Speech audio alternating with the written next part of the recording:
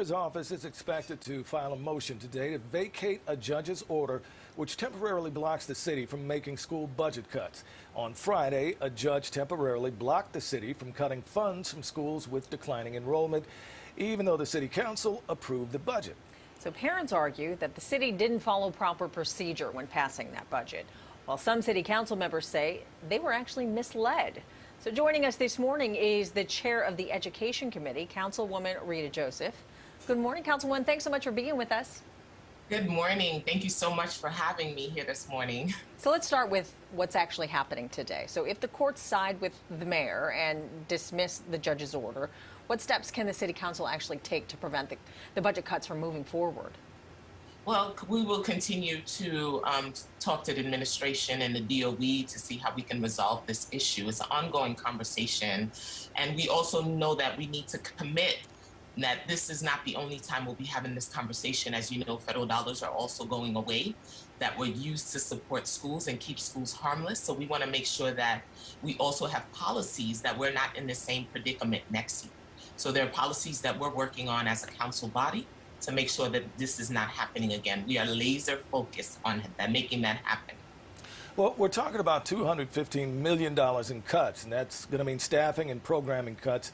44 out of the 51 members of the city council voted to approve the budget. Can you explain how that happened? Well, what happened is when we started having conversations with DOE, they were not clear.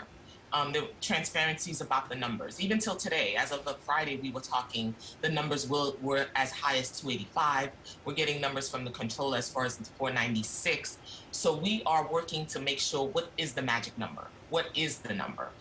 So those are the things that we're also working on, and we're also working on policies on how DOE allocate funds. As you may know, schools are funded based on students, FSF formulas. So we're working with parents, stakeholders, and advocates to see not only do we restore the budget, one, two, how do we start working on policies that will change the way we fund New York City public schools. So some parents are arguing, though, that the city didn't follow protocol when approving this budget. So can you explain what they mean by that or why they're saying that? They're saying that the PEP, which is a part of the parent policy board, voted first. We voted on the budget before they did, which is usually the reverse. The Okay. PEP has to vote on the budget, and then it comes to us first to vote. So it's a procedural thing. So we're watching and see what happens next.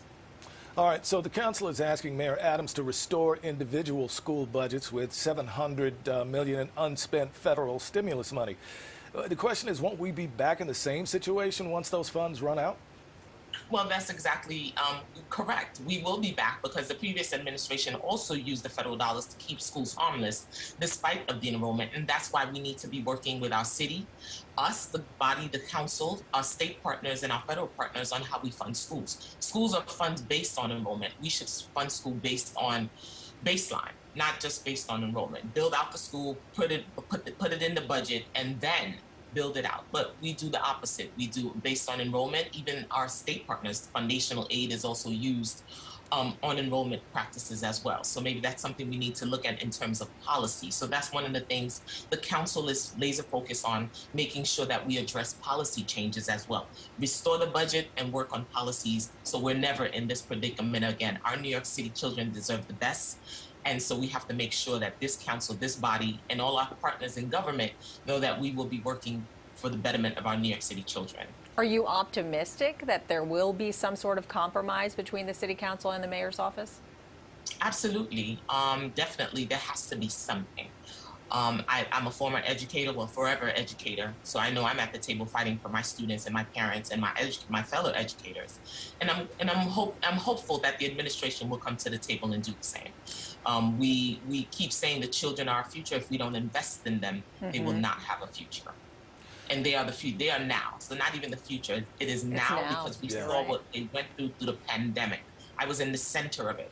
While I ran, I was still teaching because I was committed to New York City children. And at the council, I'm still committed at the same level as I entered this council and leaving the education system after 22 years.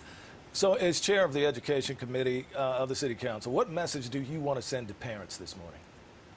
I want to let the parents know that the council is focused on solutions to ensure that our students and our schools are adequately supported, especially more than after 2 years of a pandemic that did havoc on our students, that has significantly impacted them.